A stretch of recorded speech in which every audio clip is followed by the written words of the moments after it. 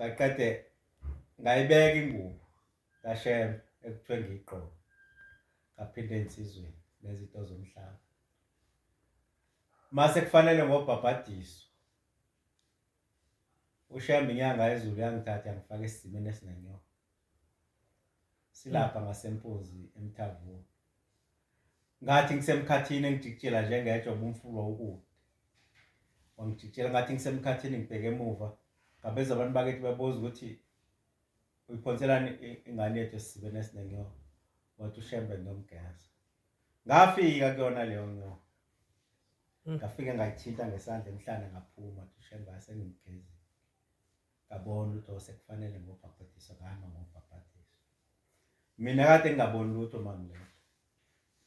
noma ngiyibonile ngiyikhohle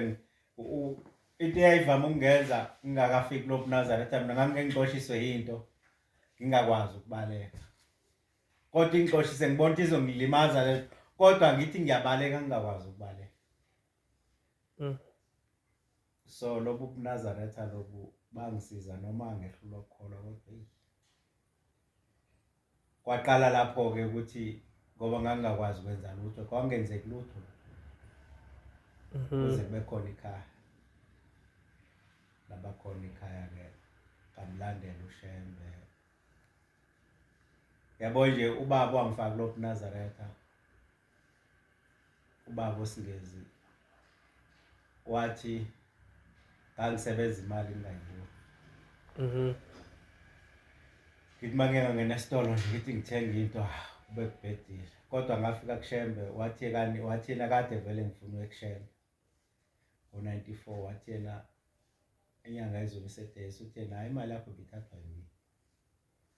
ngoba mina ngafa ngangayekisa ukusebenza namanje ngisasebenza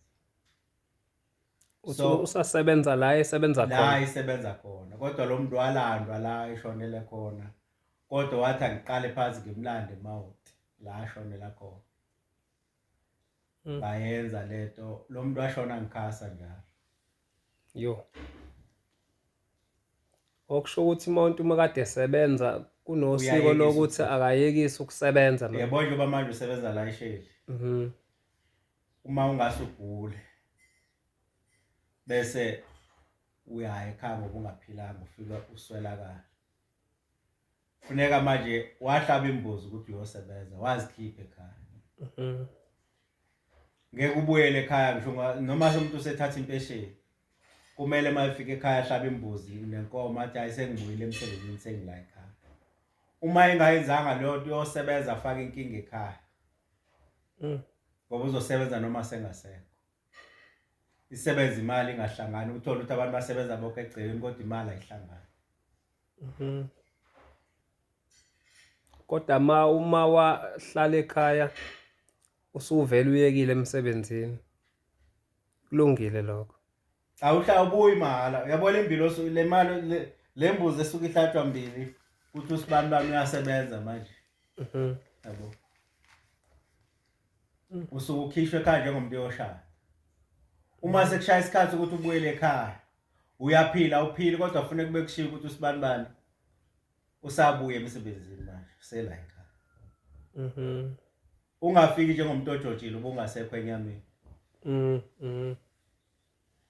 hey kujolile ukuphila